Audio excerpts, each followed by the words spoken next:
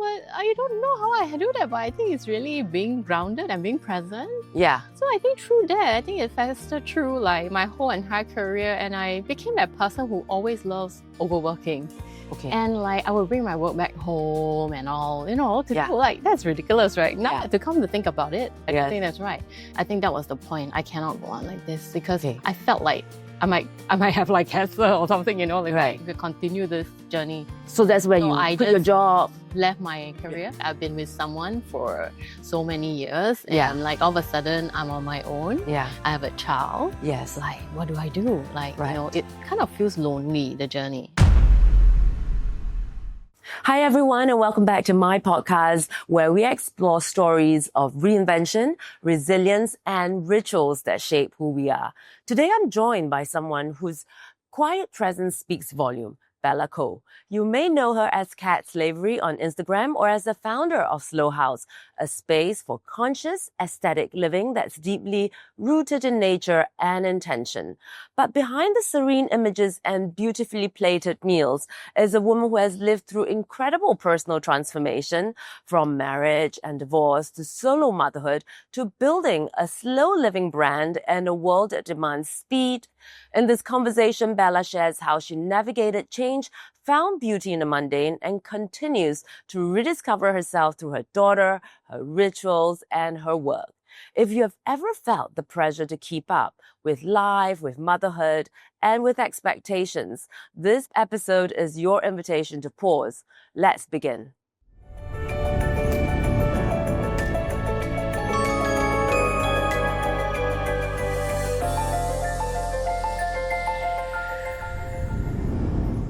I just wanted to talk about SLOWHOUSE. That's what I remember you by, SLOWHOUSE, right? Yeah. How did that come about? How did that come about? Yeah. Oh, so interesting. SLOWHOUSE was really, my journey of, my entire life. Yeah, so it really started, it really brings me back to my childhood. If you want to talk about that. Yeah. Like, yeah, I think in my childhood, in my school life, I was Yeah. always like the one who is trying to be an overachiever. Okay. Yeah. Constantly trying to like compete and be the best. And I think that kind of sort of formed a pattern in me that I didn't. I can't imagine you being the one that wants to compete though. I know, right? I'm No. so laid back. Yeah. Actually, like this person now, so laid back, like, Yeah. I don't even want to do anything. But like, Okay. I was that person. And Okay. I think it sort of festered into my professional life.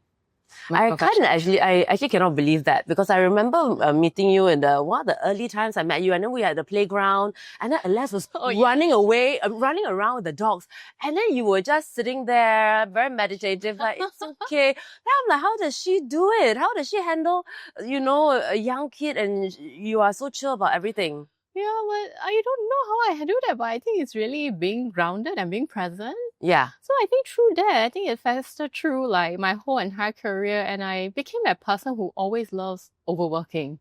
Okay. And like I would bring my work back home and all, to Yeah. do, like that's ridiculous, right? Now Yeah. to come to think about it, I Yes. think that's right.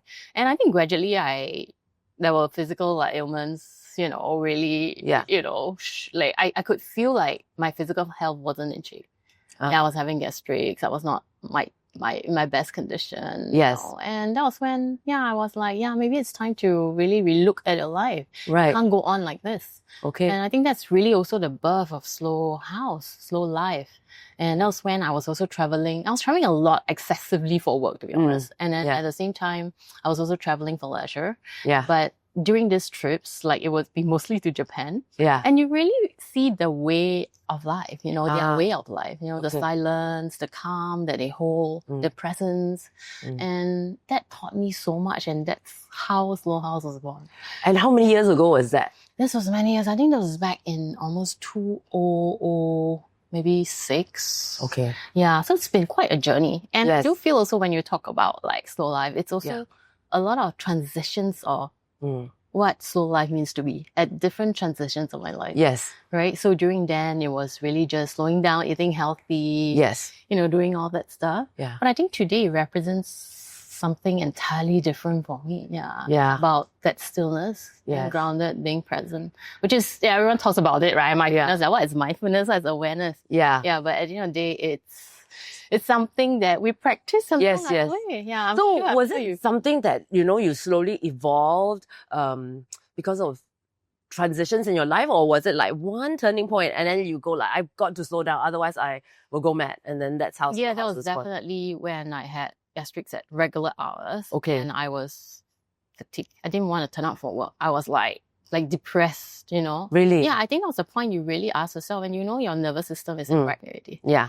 Yeah, I think that was the point. I cannot go on like this because Okay. I felt like I might have like cancer or something, like Right. I could continue this journey. So that's where So you I quit your just job. left my career. Okay. Yeah. What were you doing before? I was actually so I studied fashion, and then somehow I delved into like being a bag designer. Okay. And I really enjoyed it. And towards the end, I was managing the accessories department. It was very enjoyable for me, but at the same time, it came with a lot of responsibility, right? Like you're handling the vision, the merchandising, the production, liaising with factories, going to see the trade shows. Yeah. Like, fashion is intense, and it changes every other like 6 months. But I think we were working on a 3 months like market. Okay. So every 3 months we were churning out stuff. Oh my God. So yeah, but yeah, it was fulfilling at one point, but I think it became like I was not knowing what I was doing anymore. I was just working, just churning out, just making sure things come out.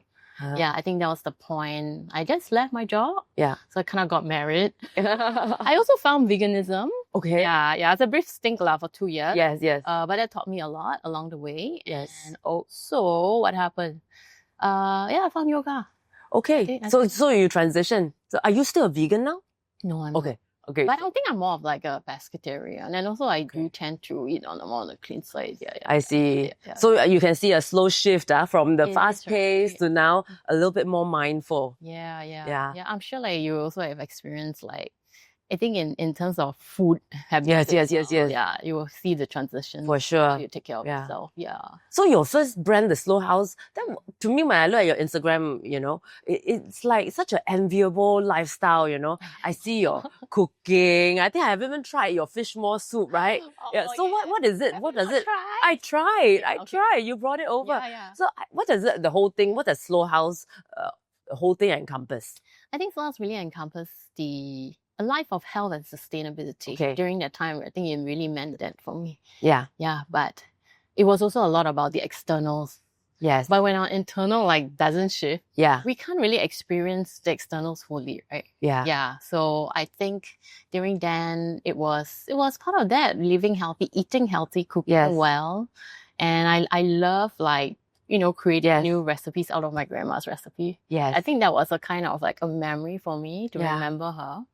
Through food, right? We have memories through food. And I think you were really successful with the food, with your online platform, because I remember the fish maw soup, if I'm not wrong, and brownies. Yeah, it kind of went viral. So we had the containment oils, and we had the organic brownies. Yes. And during COVID, it just went viral. And it came hand in hand. Yeah. And it became something that people sought for a bit of calm, a bit of peace during that very chaotic time and very unknown. Like we didn't know how we were going to navigate this kind of during COVID. Quietness, I remember. And but there was a reason. That's all. Yeah.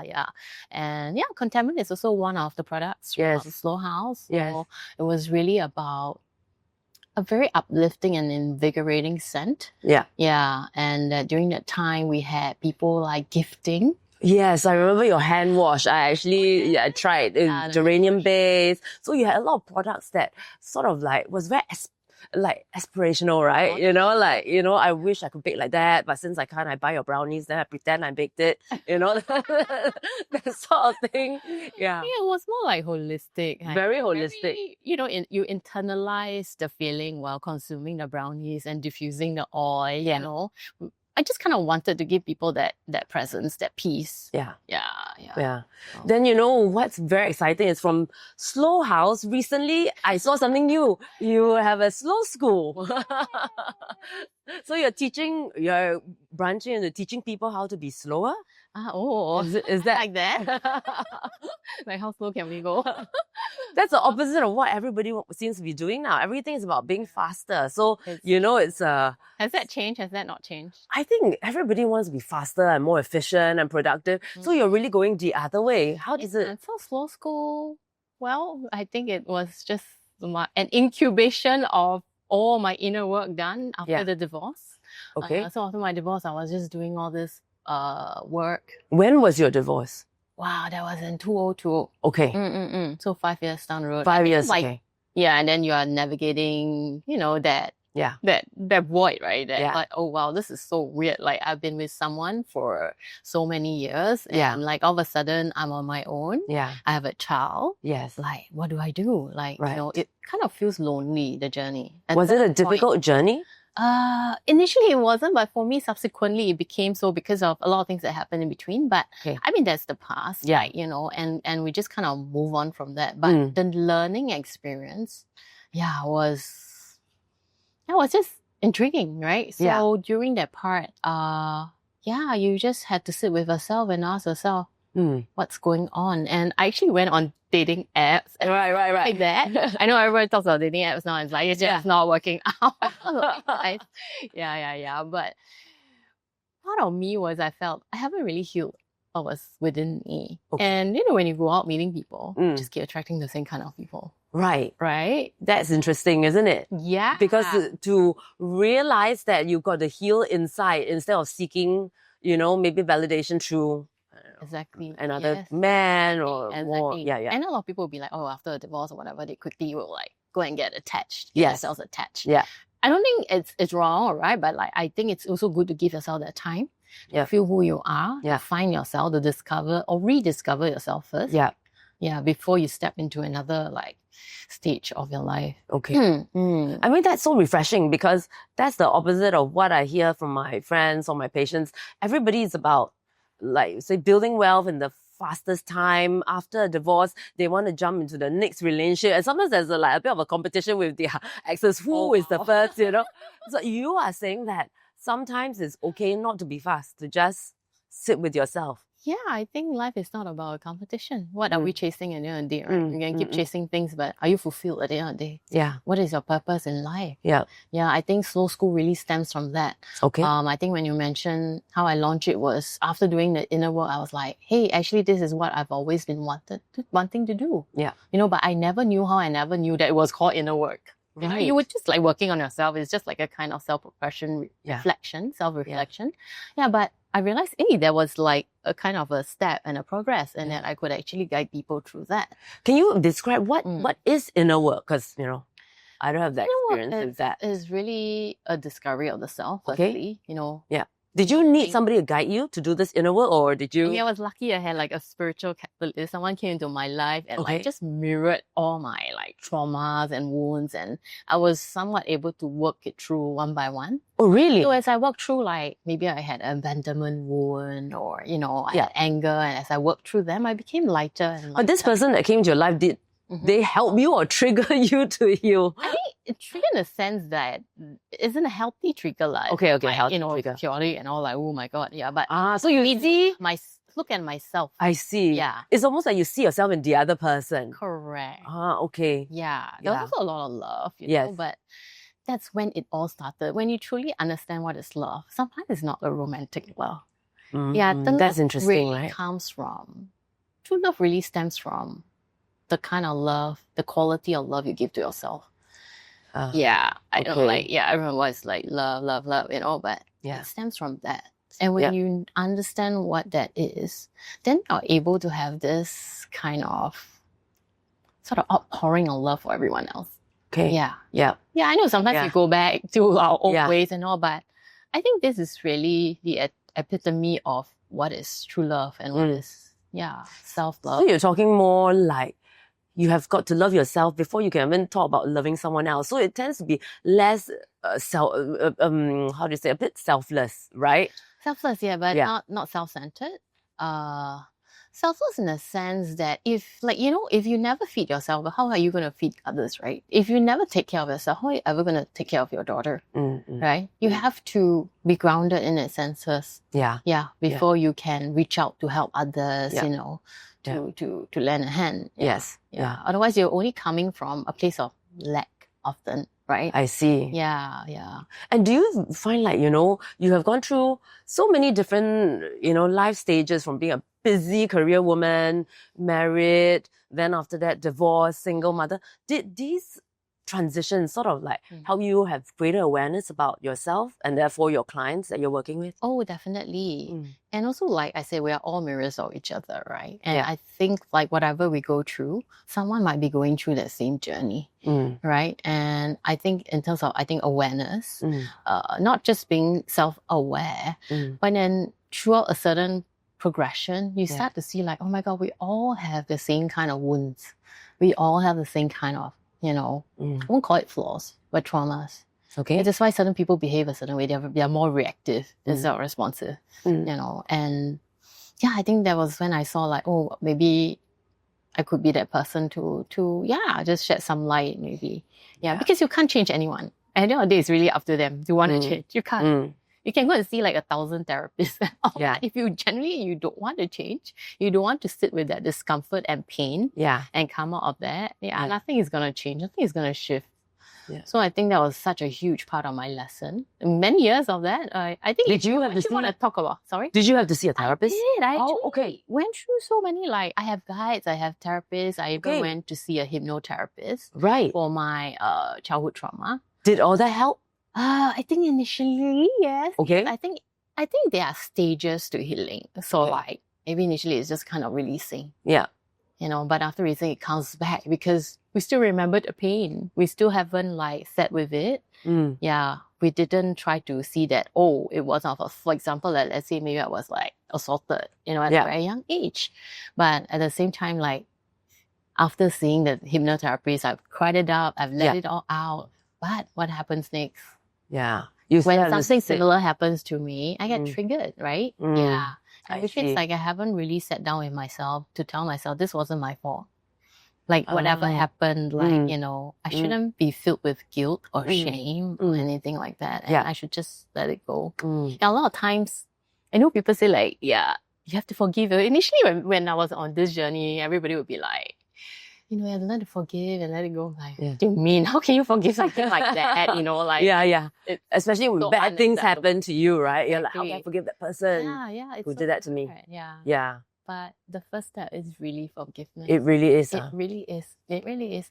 But you're not forgiving because you're tolerating it, but I think you're forgiving because you know that by forgiving, you're also forgiving like yourself and giving yourself that sense of like peace instead of letting it sit at the back of your mind and don't know when it's gonna come back to you and then there's a trigger, you just like becomes reactive. Yes. So I think anger was one of something that I had to work through a lot. Oh, okay.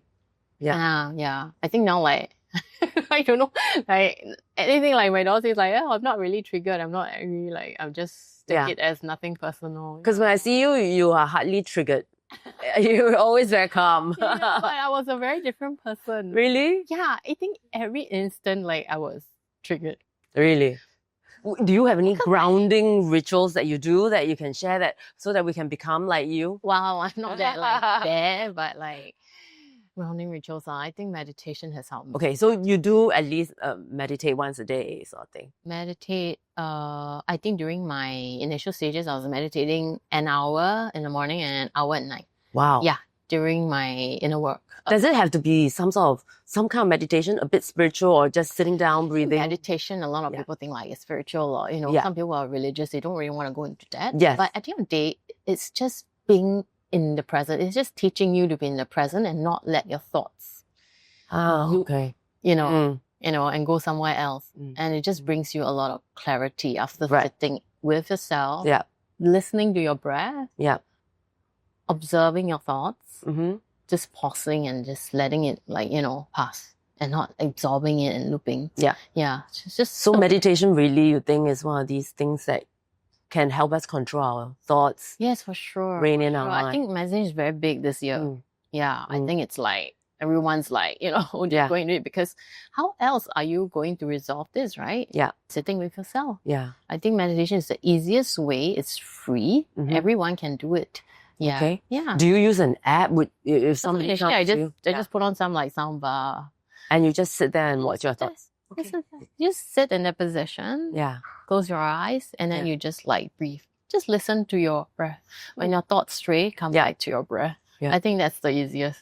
Wow. Yeah. But I think you will become like, to a certain point, Mm. you will be maybe like meditating while walking, meditating while driving. Okay. Because you can find that sense of presence and peace at any moment. Yeah, that's actually interesting. So you're saying that instead of just carving out time, after a while, the aim is to live a life that's mindful. Like the whole day is sort of meditative. Yeah, like a monk, right? Yeah. Yeah. Like they will just be so zen, like nothing triggers them. Nothing triggers them, you know? I always say, like, think like a monk. Yeah. Because you just can't become 1 hour in the morning, 1 hour at night, and then in the middle when you're in a traffic jam and then lose your mind, right? So you want to... So on the roads, right? Actually, that's the best practice for us. To meditate, right? I had my own experiences. Like, I feel like sometimes, like, oh my God, they're just crazy drivers. Yeah. And you're just like, I just... Yeah. That's when you start. I see. Pause, observe. Yeah. That is a very good practice. Okay. So to actually practice it in life, you know, because you can be a monk in the mountain, but can you be a monk in the city, right? Such a good one. Yeah, that's true. But I really like what you say, that everybody is like a mirror. You know, I always think it's so easy to find fault in other people. Yeah. Never so easy to find fault in ourselves. That's why I'm so interested in that, you know, that person that came into your life that sort of like triggered you, because I think you are seeing yourself in another person, and that triggered some healing, right? Parts. I see the love, I see the kindness, good and bad, the compassion, but I also at the same time I see what wounds do I still have, right? I think a lot of us actually find it very hard to confront, you know, the bad points in us and our wounds, because we don't want to dig up the past. So a lot of people, at least for me personally, I find it very hard to want to go to therapy because I don't really want to talk about things that hurt me. Right. You know, you tend to bury it. Yeah. But you are telling me that without confronting them, it's actually very difficult to move forward. It will come back. Like, if you try to just suppress it, you try to go into a next relationship or something, you will see this, that any instance that your new partner, you know, is showing, you know, or exhibiting, that similar action will trigger your unhealed wounds. Is that how you experienced after the divorce? You tried to move on without confronting all your fears and found that you kept meeting the same person, or you? For me, I had an issue of trust. Okay. I mean, obviously, because I had like infidelity and all, like, you know, like in the previous marriage, like how do you navigate that after? How do you even trust anyone? Yeah. Right? It's a question on anyone's mind. Like, when I have clients coming in, like, we talk about the same things. How do you still trust someone anymore? Yeah. You know, someone whom you had a child with. Yes. Right? Yeah. And I think that's when also, you need to ask yourself that question. Why did you not trust? Yeah. Okay, you write it down. So a part of my work is journaling. Okay, that's very interesting. Journaling is really helpful because you're looking at what you're writing, you're processing it. Do you journal every day yourself? I do. Even on my notes, it's kind of like journaling. But does it have to be like a long essay or just a short? It can be. You know, really? I think it's really important how you feel. You write down your thoughts.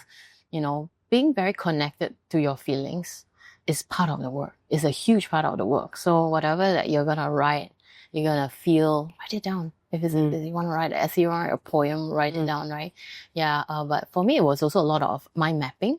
So as I journal each wound, let's say like trust, okay, why do I feel that way? Was it something that reminded me of not being or gaining trust in my childhood? And you will notice that a lot of wounds go back to childhood. Oh, so it's almost like we are repeating the same patterns throughout our lives. Yes. That you never clear and you never try to overcome and work it through. Okay. So your fears, your guilt, your shame constantly show up. Yeah. I see. I think that really stopped us from a lot of things that we want to do in our life. Yeah. Things that we desire, that we feel like we believe in ourselves. But you know, sometimes this self-critique, this self-doubts come in and it just stops yourself from doing the things that you truly feel it's you. Okay. Yeah. And that's when also you start to hear your inner thoughts. You start to hear your own voice, your intuitive voice. When you meditate and you journal, it comes through. Usually it's the first voice.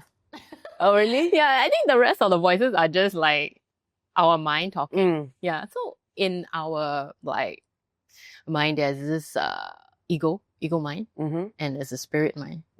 So the ego mind is constantly us talking down to ourselves. You know, like you're not worthy, you're not this, you know, you're your jealousy, your shame, your guilt are the same fears. And then while your spirit mind is really your heart, your soul, which is the unity, your consciousness, the love for yourself, the trust, the honesty, everything that I think it will bring you back to who you were as a child. That you had no fears. I was born with love. We were all born like that. Okay. Yeah. I think it's always good to really go back to that mind. Yeah. Really embracing that compassion and see where we arrive. Yeah. Because we are all living in, like you say, such a rush world. Sometimes it's the system making us have all this egoism, coming out. I have to be this, I have to compete, I can't, it's not enough for me, I still need more, I want more. Yeah. But when is this going to end, right? Yeah. Yeah. It's the system that makes us who we are. Yeah. And do you find like, now you have slowed down so much? Has your way of handling a lesson, you have a daughter and she's 8, 9? She's 10 now. She's 10 now. The way you bring her up, does it change? Yes, it has. It has. And like you say, the mirrors, right? She was a huge part of mirroring what I haven't resolved. Really? Yeah. So when I had anger, I realized she also had anger. Okay. Yeah. I think really? It was, yes. I really Even saw a lot though of that. clearly your issues, she would not be aware of, right? Because it's something that... No, but I think it's also how we present also. Like we just had this like slow conscious parenting after divorces. Oh, okay. Yeah. And we talk about all that. And at the end of the day, right, we can't make someone change who they are. You would think that at that point your child is being angry and being rebellious, that's all your judgment on her, right? But at the end of the day, we haven't really looked at ourselves and like, oh my God, I was actually modeling that. I was actually being that person. And she just absorbed your energy, right? Yeah. So I think especially after your divorce, you will be somewhat in that space. Where you're navigating a lot of chaos, dealing with the papers. You're just like, oh my God, why is this not going my way? So during that point, you're just that person. And it reflects into the household. Where the workshop will be like, look at how you are responding. Okay. Are you responding or were you reactive? Were you okay. reactive? Yeah. Okay. Sometimes I think it's okay to just take a pause. You don't have to respond immediately to her. Yeah. You can just walk away. It doesn't matter, right? But come back, resolve it. Yeah. And always come from a place of love. Always. Always. Yeah. It's so, when I tell people, someone will be like, no, wait, will I be spoiling her and all? Yes. But no. Because you're connecting with her at that moment, right? Yeah. When she's angry and you're angry, does it help? Yeah. Doesn't help anyone. But when she's angry and you can be calm, you may come back to resolve it again. Like any other relationships we have, not just with our kids, right? Yeah. So we have to constantly look at what our responses are. Yeah. Instead of always pointing the finger and blaming. Yeah. And like, I was that person, like, okay, I won't believe it. Because like, I wasn't able to look inwards enough to not be that person, right? Yeah. Yeah, I think we all were that. Yeah. It was a journey. So in essence, is Slow School, in a nutshell, actually teaching us to have a relationship with ourselves? First and foremost, right? Yeah, first and foremost. You need to... mainly are your clients? So when I first launched, I mean, I'm quite fortunate. I had like doctors and lawyers. Really? And I have influencers and I have a lot of new moms. Okay. And I have a lot of divorcees as well. So what do doctors, lawyers, and new moms I can understand, but what do doctors and lawyers come to you for? Same thing. So they were here, they were like, everyone at the end of the day, I think what they want to find out is truly, what is the meaning of life, right? Yeah. Yeah, but meanwhile, they're also navigating their own like situations. Okay. Situationships, really tough times. And you will see a commonality without looping. Okay. Yeah. We can't get out of the thoughts that we sit in. That's why we seek help from therapists and all. Yeah. Yeah. But like I said, you have to sit down with yourself. Okay. To break that cycle, to stop that looping. So this, when I come in, I teach them the methods. Okay. Yeah, like the journaling, the meditation. Yeah, to gradually. We can't change overnight, maybe. Maybe we can reframe our mindset. Yeah. Yeah. But I think there are specific wounds that are very deep. We can't compare traumas, yes, but like there are really people who have very deep trauma. It's very hard to get out. And sometimes we just have to be more empathetic, right? Yeah. And just guide them along the way.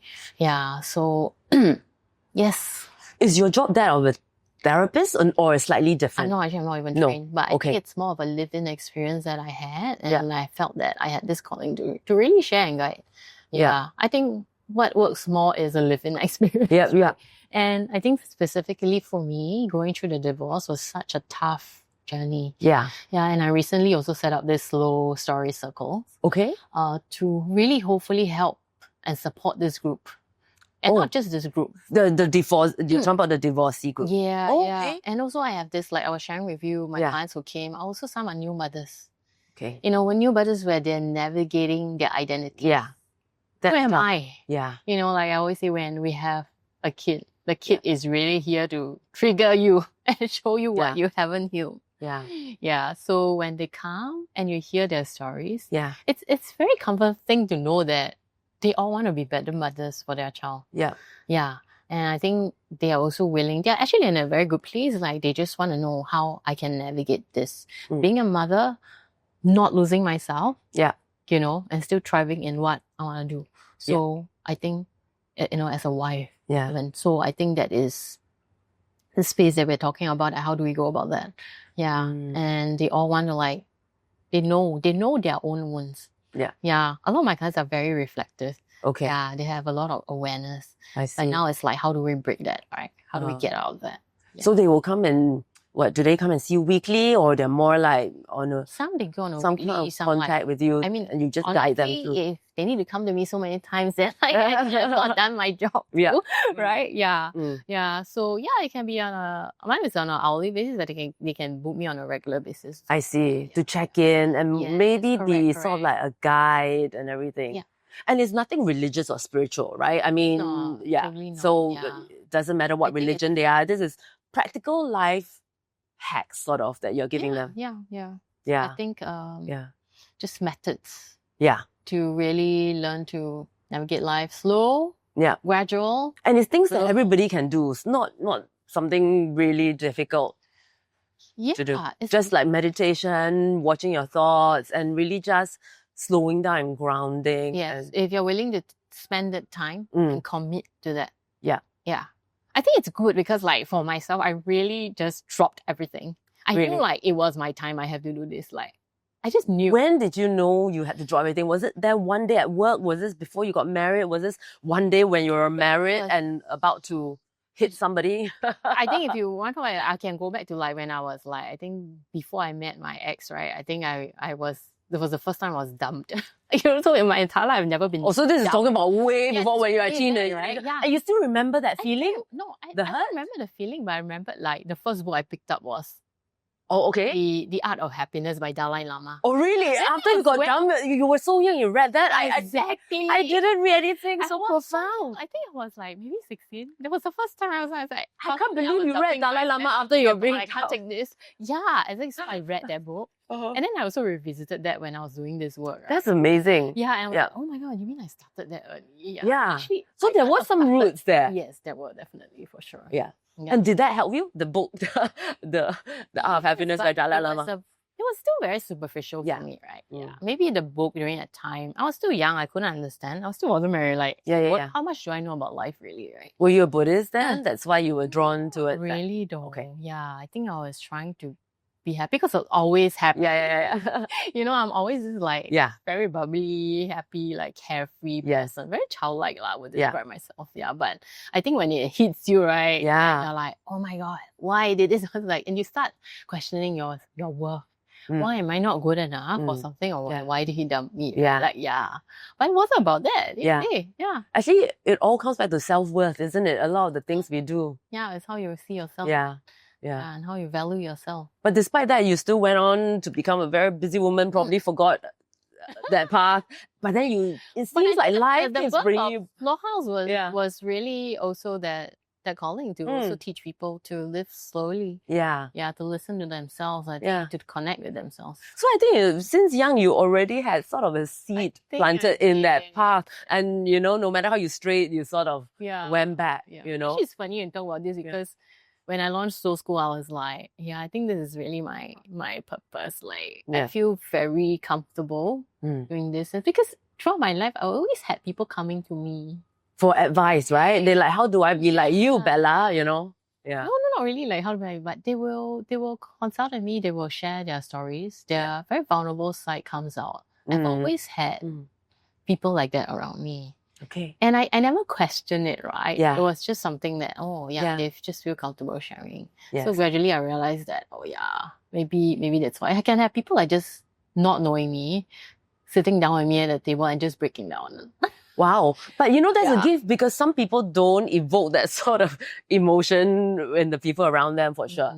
Yeah. So maybe I feel like a connection with them. I can empathize. Yeah. Although I don't feel I'm someone with a lot of empathy. No, I think part of it is because of your honesty. I mean, even when I first knew you, you were very open about all the struggles you went through. Whereas, sometimes when you meet all these famous influencers, their life is so perfect. And they never tell you any struggle, Maybe they really don't have any struggle. But I'm sure we always want to present the best side of us, right? Yeah. And I think it's only throughout this few years that people started sharing their own stories, their own struggles. Yeah. And that's how we all learn as a community, right? Yeah. Yeah, I think especially in Singapore. It's because actually it's very fast that people put on. Yeah. That's why I really like this slow story concept that you did, because it sounded like people are going to come and share real stories. Because, if you don't come together in real life, if I were just going to stay at home and look through Instagram, I'll be so depressed, because online, there is never really a true connection and everybody seems so perfect. Yeah, there like good, oh my God. Everybody's so... I'm a loser. Yeah. Like, what am I doing in my life? And I think one of the things is maybe we compare ourselves to people too much. And you're comparing yourself to a fake ideal. And so this slow story is the opposite of this digital world. And that's what's very nice. Oh, thank you. Yeah. I'm really hoping to... it just came, the idea. I just really, after our workshop that day... What workshop was it for? Mothers or divorcees? Conscious parenting. Oh, because we had people from all walks of life. Okay. We had like singles, we had people who just recently divorced, we had... And they were... I think the main part of it single parents. That really connected with me was parents who were... Not parents, sorry. Married couples who were struggling in marriages. Okay. Because I was in that position for like, how many years? 2 decades. And you wish somebody could help you? Yeah. And I had someone who just left their marriage and she was like, girl, we're here to show you and tell you that, that's okay. There's always a reason. Sometimes a marriage cannot be salvaged. Yeah, we're not encouraging divorces here, not at all. But when you're losing yourself, you're not you anymore. Your whole nervous system is in wreck. And your child is just witnessing this kind of chaos at home. Then how can you expect them to grow up to become full adults, right? So then you're not just living for yourself, but you want to live for the happiness of your child. Yeah. And sometimes a lot of people say, I will stay in a marriage for the happiness of them. But really? Like, how do you see that? Like, where does that come from? And because I do have a lot of friends that are very guilty going through a divorce, because they always say that feel like they feel like they've done something wrong with the kids. If they were better parents, they would have stayed together for the kids. But I wonder if staying together is actually better for the kid, right? If you're going to quarrel. So interesting, you brought this up today. There was an article. My dad actually sent it to me. He's like, we should try to save marriages, teach people how to solve marriages instead of normalizing divorces.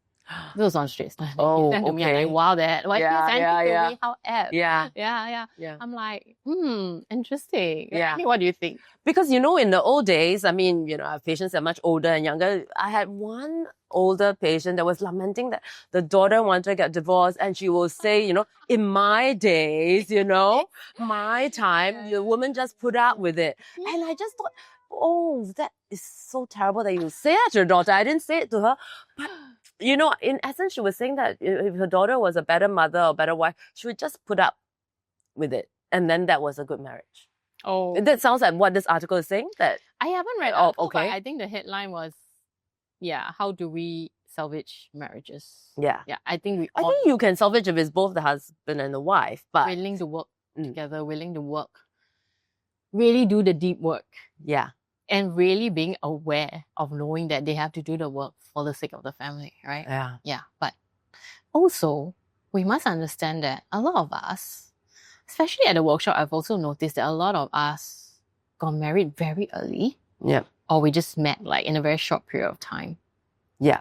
Yeah. And I mean, how do you even do that? Because you haven't even found yourself yet.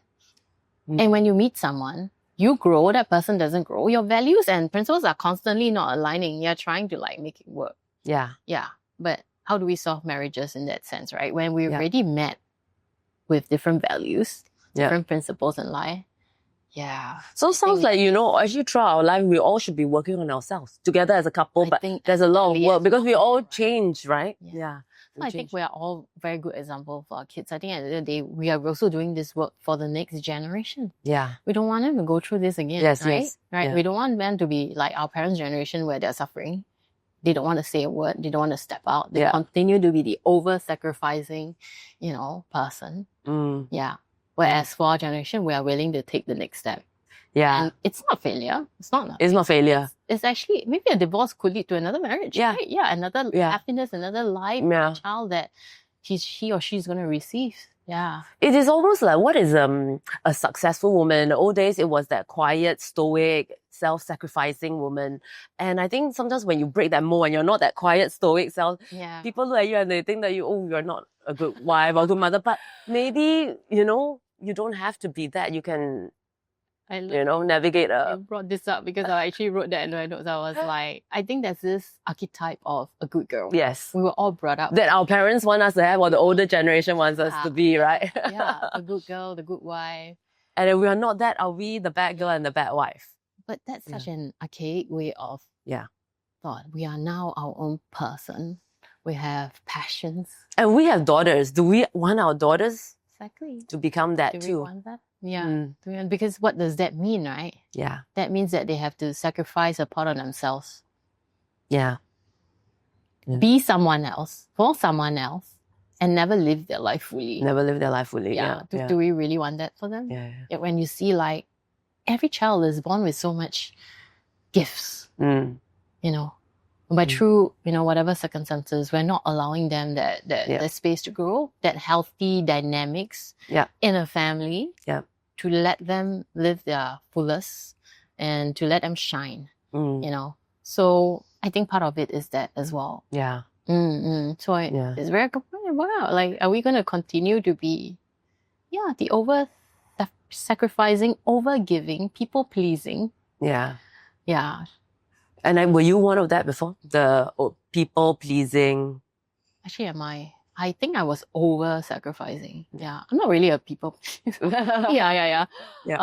But I tend to sacrifice myself a lot in the sense that my grandma was this person. She would wake up and cook for the whole clan every Sunday, despite feeling a lot of exhaustion. Just want to do everything by herself. Hyper independent, right? Just want to do it, just want to do it. And you see, like, my grandma and grandma have the same kind of relationship sometimes. Yeah. And it just goes to see that it really trickles down the generation. Yeah. Yeah. And then you start to see your mom. Yeah. She is also over-sacrificing, but she thinks that's her role. Yeah. Dad goes to work, right? Mom stays at home, tends to the family. Maybe I don't know whether she have dreams. I never asked her. Maybe I should. I don't know if she had dreams of being someone else. She has never worked her whole life. She's a very lucky person. My dad is amazing. Yeah, my dad is amazing. Yeah. So she's just like this manifester, right? Everything comes to her. Now I think of her this way. Yeah. So I think it was also striking a balance. Like, I can be very extreme. When I talk about, like, people think I'm quite soft. But I also have this side of me that I draw the line completely. Yeah. My partner always say, like, you're very extreme. Can you don't be so extreme? Like, why is it black is always black? White is always white? And the grey, how do you navigate the grey, right? Yeah. And I feel I also hold a lot of judgment with the grey areas. And that's when we really need to find a balance. But do you think you have found more of a balance now? I mean, now that you're more self-aware with the slow school. I think when you feel that when you wake up and everyday life is very peaceful, nothing really triggers you. Like you don't feel like anything annoys you. I think you're more or less that. Do you have any space. grounding rituals for people who are navigating life in like environment like a city and like, you know, so much stress at work? Is there something that, for your clients who... There's something very interesting that I learned throughout. I think my inner work processes is the frequency of music. Yeah. Okay. I think, besides, apart from meditation, I think the frequency of music really helps us tune and elevate our energies. Is there a particular kind of music? Or you can go to like any sound bath, or you can go to like 888 Hertz or something like those. Okay. You know, they're very high frequency. You feel like it really makes a difference? Like if you're really stressed and you cannot to put on something like some binaural beat. Yeah, it could be Dua Lipa even. I think that any music that makes you joyful. It doesn't have to be some meditative music. It could be something that you love, right? I think that you love. Yeah. Okay. That really elevates you. And I think instantly in that moment, Okay. So is that what you usually... I do that. I feel like when I'm quite observant with how I feel. So when I feel like I'm down, I'll put on music and make sure that, you know, that's feeding me the energy that I need. Yeah. But my daughter is also like energizer bunny, right? Yeah. So constantly not really like look to her for energies, but like I feel like when I see her, I feel quite happy, right? I'm immediately like elevated. Yeah. So she has this kind of energies, and I think most kids have that. Yeah. The innocence, right?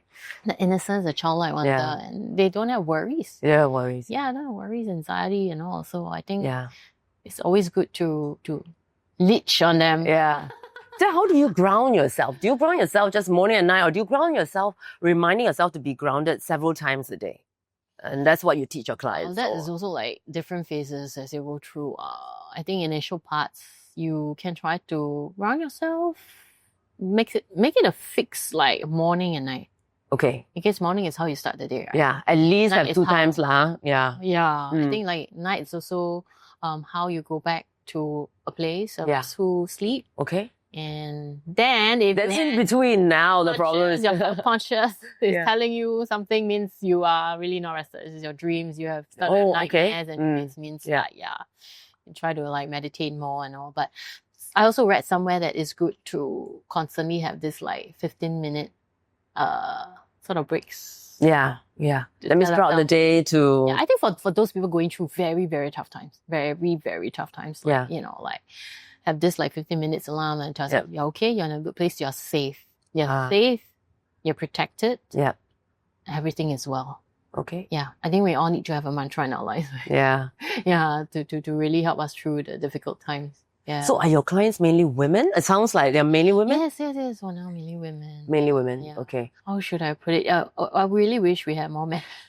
But maybe men, they're not so open to discussing their issues, I think. Yeah, but you see, there's also part of the women being very aware and the men being maybe less aware. Yeah. And like, how do we... The imbalance, right? And how has the feedback been from your slow school? Oh, it's been great. Like, I feel like I taught them the methods. They will really do it. Because I make sure like they do it. Because there's no point if you don't want to do it, then like it's no work in progress. So how do you make sure they do it? Because I mean, I really have to make sure. I just tell them before they leave, like try to do this, and then when they come back to me and they tell me that I've done this, it's amazing. Work. I'm following it through. I'm practicing every day. I'm just a bit more mindful and remind myself. Yeah. To me, I just get a lot of satisfaction. Do you see your clients change? Yes, I do. Really? Like somebody, really? Yeah. Like some angry woman walks in through your door in the first session, and then after a week of journaling or meditation, the next time you see her, it's almost like seeing a different person. Yeah, it could be an angry person, could be a very sad person, and at the end of the day, you see the joy in them within like 2 weeks. They love themselves. They know how to love themselves. They start to love themselves. Yeah. So it's not waiting for the world around them to change. It's almost like changing yourself, and then you start to see the world in a different way. Like it could be you don't wait for the external validation, right? Yeah. It's all this from within. Yeah. But the question is, how do you keep doing this throughout your life? Because a lot of people want a quick fix, like a prescription, do it for 2 weeks and then everything changes. But what I'm hearing from you is that this is going to be a lifestyle change. It's not a 2-week thing. It's like you have to do this and you need to maintain this way of seeing your life. But if you feel good, you will continue doing it, right? I feel that that's what I resonate with, is making you, give you a peace of mind. Yeah. You know, you have emotional freedom. Yep. Yeah, I would do this every day. And I think lifestyle changes, at the end of the day, lifestyle is also quite external, right? But at the end of the day, the richness of life really comes from within. That peace, that stillness, that's the new rich. Okay. Yeah. Yeah. I think that's really the new rich. Yeah. Yeah. It's the new luxury.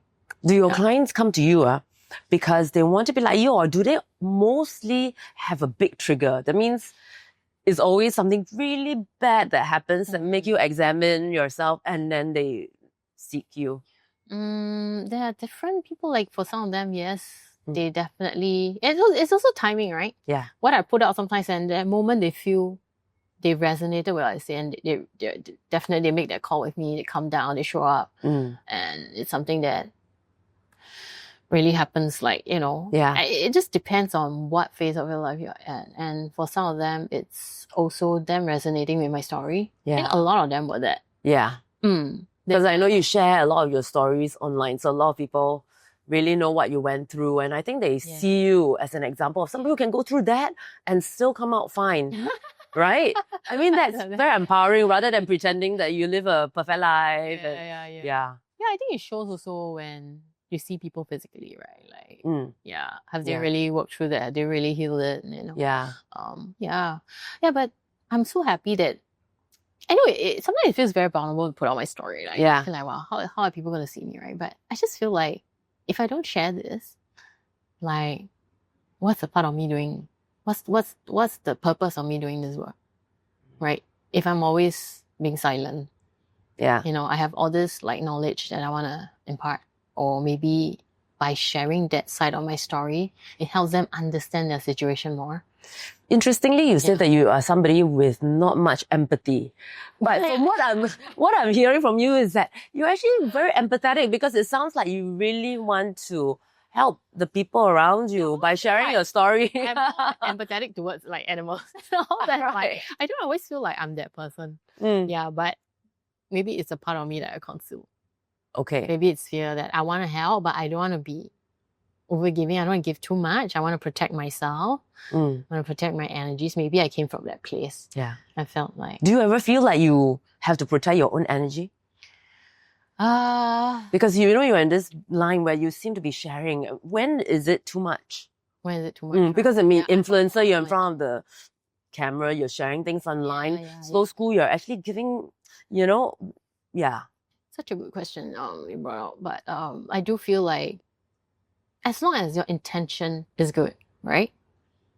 And I mean, whatever you're sharing, someone who needs to hear that at whichever point of time will serve them. Yeah. I think oversharing is also some part of us that, are fearing like, are people going to judge us? Yeah. When we share this much? Yeah. Yeah, I think I've sort of overcame that. Because I feel there were a lot more good that came. Yeah. Yeah. The positives were so evident. Yeah. And I think, in a sense, I get the sense that your self-worth doesn't really come from the externals so much anymore. So the judgment tends to be good or bad, tends to affect you a bit less. But that's probably part of the work that Slow School advocates, to look internally and really recreate some amount of self-worth. Yeah, I think at the end of the day, towards the end of the work, you'll realize that I don't care what you think. I don't need you to, validate me. I'm just putting out because I have a purpose. That's all, right? Yeah. Yeah, and like you say, it doesn't matter anymore. Whatever people think, whatever others think. It's more about you being able to be yourself, in any space that you can be your authentic true self. Because it sounds to me like, when you first got dumped, you say, and then you had to have the book. It's like a lot of our self-worth comes tied with all these externals when we are young from our first boyfriend. Yeah. And so when they don't want us, Yeah. we feel that we are not worthy. And then if you're in a marriage and then you get divorced, you feel not worthy. And then if you have a kid and the kid doesn't obey you, you're like, you're not worthy. So, you know, like sometimes the kid may like, I hate you, mom. You know what about? They say terrible things, you know. We look inwards. We don't say anything. We look inwards. Okay, why did she say that? What have I done? You know, is there anything that I can improve on? Have I neglected her in a way, or like did I misinterpret what she says? And maybe that hate was something else, that she didn't mean it, but she just wanted attention, right? That's true. Yeah, I think it's how we reframe our minds. Yeah. When these triggers happen, can we put it in another perspective instead of always like, there's an issue with that person. That's why she said that. That's why you're saying to respond, not to react, right? Yeah. It's a practice, man. Yeah. I think we all get very defensive when like somebody shatters our ego, the first boyfriend that breaks up with us or something. So then when that ego gets bruised, you get very reactive. But if you start not reacting so much, you know, on tying your self-worth to somebody's validation, then maybe you can learn how to respond. Exactly. And the person who had done the work would say like, oh, I mean, he totally doesn't deserve me, you know? Yes. Like the person who has done the work will probably have that kind of mindset. And I think I would want my child, my daughter to be that person. Yeah. To be very confident, and it's okay. It just didn't work out at that moment. Yeah. I mean, I really like what Slow School's doing because, you know, there are so many therapy and some of them is like, oh, words of affirmation. So it's like you don't feel it, but you say, I'm worthy. But what you are teaching is to actually look inwards, and then you yourself will realize that you're worthy instead of just mindlessly repeating that you're worthy. But you're just saying, you know, to look inwards, reflect, and then you realize that, you know, if you're not tied to another person's praise or love, then it doesn't really matter. Then, you know, you can look inwards and realize you are worthy. Because self-worth is not about saying it, it's about feeling it. Yes. Do you really feel you're worthy, right? Do you believe? And what part of your belief system has told you that you're not worthy? Yeah, I think it's a huge part of that. And like when you talk about manifesting, right? Yeah, we can manifest anything in the world, but when you don't feel worthy, and you don't believe you actually deserve it, you know, you think you can still manifest what you want, right? Yeah, it's about having a certain kind of like, certainty about yourself. Yeah, and like you said, a lot of clients just come to me, it's all mostly about relationships. But we haven't dealt with that one relationship, which is the relationship with ourselves. We haven't dealt with that. And when we haven't dealt with that, any relationship will come back to you to mirror you, but you have not done the work yet. So. That's very interesting because it almost seems like we are all trying to find the perfect partner, but we don't look at ourselves and think if we are the perfect partner. So you are teaching them to be the perfect partner to attract somebody that mirrors them. Yes and no, but also like we don't always need to attract someone. We can be very comfortable with who we are. Okay. You know, and allow whatever that is gonna come, just come. Yes. You know, instead of forcing, instead of having a projection. You know. I think that's quite important too. Yeah. But because if happiness does not come from without, then it really doesn't matter whether it comes in the form of a partner or a dog or a kid. That's what you're saying. Because love comes in so many forms. And who's to say the best form must be you know, a Ryan Gosling look like. It doesn't have to be, right? It can be. I was like, it can be. But actually, that's absolutely true. And so the self-realization comes when you know you do self-realization. I did actually wrote down some interesting questions I wanted to ask you. Which I forgot. Okay, yes. Interesting. If let's say 10 years from now, okay, what do you want Aless to hear from this podcast that you think that will help her the most? You know, some takeaways. I'm presuming 10 years from now, hopefully this podcast is still on YouTube. And then, you know, she's going to look back and see you. What takeaways? I think as a mother, right? Yeah. Well, honestly, I think I've given her something that I couldn't have, which is freedom. Yeah. Unconditional love. Yes. Yeah. And letting her be who she is. I think I didn't get that a lot as a child. And I hope that by giving her that to her, she is able to use that to her fullest potential, be it in her next family line, generations, that she passed that spirit down, really. Yeah. Yeah, we want her to do that. Yeah. Continue that spirit. Yeah. Yeah, that belief. There's unconditional love, no expectations, so rare. It is, yeah. But of course, unconditional love is also not like unconditional tolerance. Yeah. You know? Yeah. It's not the same. Yes. And here's unconditional love is also learning to set our boundaries too. Yeah. Yeah, but then people will say like, but if you set boundaries, like, is it still love? Yeah. But no, but boundaries are for our own, is to protect ourselves, to safeguard ourselves, right? Right. Yeah. Yeah. And you can still love her. Yeah. Yeah. But you don't need to insist on certain ways. That's expectations already. Yeah. I think people withholding love when she does not meet expectations. All right. Okay. I think people confuse boundaries with expectations. Yeah. Yeah. So we must like, be very clear on that. Like, yeah. And unconditional love. Yeah, it's really loving your child as who you are. I don't know. I think I'm quite a crazy mom. I'm in, maybe because I came from this system where I felt like I constantly had to rebel and like do things against the norm. Did you feel there was a lot of expectations on you when you were younger? That's why? A lot of expectation, a lot of comparison. Like, comparison. Yes, to just do well. And like, I have a cousin who was like at the same like age as me. So we are constantly, he's a genius. No, like, I hate, like, cousins that are genius. Am I ever going to be that person? Yeah. Yeah, but you feel the pressure. For sure. You feel the pressure. Yeah. Yeah. When at some point, you just gotta ask yourself, do you want to adopt the same approach? Yeah. How you were brought up. Not changing it, not reflecting on it, and continue the same ways to bring out your child. How would that help? Yeah. And you really see your child has a very vibrant self. She is very clear on what she wants. Yeah. This is not resistant. It's just her spirit. Yeah. Support them in that. What they love, and not they will suppress try. their spirit, huh? Because once the spirit is diminished, they just become any other normal kid. No. Do you think our school system actually suppresses our spirit rather than builds it up? Oh, for sure. Definitely. I think learning comes in so many forms. But when we are always taught to learn a certain way, how are we ever going to be curious and be we don't have time to be curious, I think. By the time you said, right? Yeah. Exactly. Yeah. So I really pulled myself out of the system.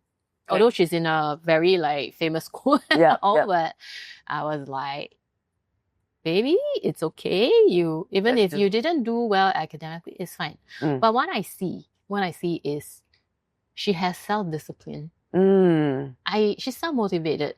Which is better than you forcing her to study and therefore she studies. That's different, huh? Correct. To me, her values, these are more important than her grades. Because this is going to bring her into her life, how she's going to navigate her career, her passion. So you don't force her to study how many hours a day? So initially I was that force her to get certain grades. I was very stressed. I was like, oh my God, how like she's not going. And then the teachers are like, like trying to tell me that, and I'm like, and I had tuition for her. Okay. And then I saw she changed. She became very stressed out, angry, unhappy. Yeah. She's like, don't do this. Why do you keep forcing me? Sounded like my kids, Yeah. Why must I do this? No. Yeah. You can't force me. You can't control me. Yeah. So my child is like that. Yes. And that's when okay, fine. Okay, what can we do? I really put a lot of work and effort into trying to be a better parent in that sense. Like, how can I navigate this school system, but at the same time, I can still allow her to shine in her own ways, that she doesn't feel pressured by academics, by grades. Yeah. So she can walk in and tell me she got 20 out of 30 or 8 out of 30 or something. Yeah. And to me, I don't think like, I don't like sort of react in a certain manner. Okay. To me, it's like, okay, good. Yeah, you just try harder, work harder. Yeah. Because it doesn't matter. The grades really doesn't matter. Okay. Yeah. It's how you approach your schoolwork that matters to me. Right. The fact that you try rather than the end point. Yeah. Okay. Yeah, the fact that you tried, you found, even if like you found different ways to solve a problem, that's also trying, right? Yeah. Like it's at the end of the day, in life when we go to work, it's about problem solving. It's about, resolving things. Yeah, but not about always trying to find the right answer to do things a certain way. Yeah. Yeah. Following the mold. Yeah. So I think a lot of kids are just wired in that sense. And to me, I feel like sometimes it hurts me a lot. I feel very sad because I see every kid with so much potential. And they're so gifted in their own ways. But we constantly put them down. Imagine if we were all to see their gifts at such a young age. What would they become? What would they become? Even if ourselves, right? If our parents were to see us with what we had, wow, today will be someone else. Yeah. Or we'll go a long way. That's true. To find out. Yeah. It's not working backwards. Yeah. Do you think that in Singapore, more of us should be doing slow living? Because you said you were inspired from your time in Japan, not inspired in Singapore. So I presume that, not enough people in Singapore inspire you with their slow living. I'm not sure how feasible this is. What do you think? But of course, it's also.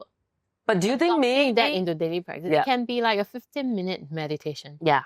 It could be part of a slow life, your slow life. Well, after that, you go on with your hectic lifestyle or something, but you come back again in another 15 minutes. It could be a start. It could be a reset. We can't change and transform our life like in a second, but I think the little steps really bring us to where we want to be. Yeah. But I think really questioning the system. And don't always just go with the flow and be swept up with the flow. And before you know it, Because what the system wants may not be what you want. Yeah. What she wants may not be what you want. Okay. Yeah. And at the end of the day, we all hope to receive some enlightenment from, our by practicing and putting this into a daily sort of habit. Yeah. Maybe the faster pace our society is, the more we actually need some amount of slow living to pace ourselves. Correct, to balance it out, right? But Singapore is right. I think it's like, cost of living, this, that, everything is on a constant do. But I've also seen changes. I've also seen like a new generation of maybe parents. Doing things differently. Yes. Realizing that's not the only way. Grades are not, you don't have to chase grades, wealth, status, car. I think so. There is still hope for us. There is for sure. I think there's always hope for everyone. It's just whether we want to choose that path for us. Those choice is ours. We all have the free will. That's great. Well, it's so nice having you. So I will include all the links to your Slow School and Slow House at the bottom of our YouTube podcast. Thank you so much for having me, Chai. Thank you. Okay, thank you. That was Bella Koh, mother, founder, creator, and someone who reminds us that slowing down is not a luxury. It's a choice. From how she parents Les to the way she cooks, creates, and builds community, Bella is a living reminder that beauty is found in intention. If this episode resonated with you, share it with someone who needs a moment to breathe. And if you're curious about Slow House or want to experience Bella's Slow School for yourself, I'll link her pages in the show notes. Thank you for listening to me. I'll see you next week with another honest conversation that goes beneath the surface. Until then, be well and go gently.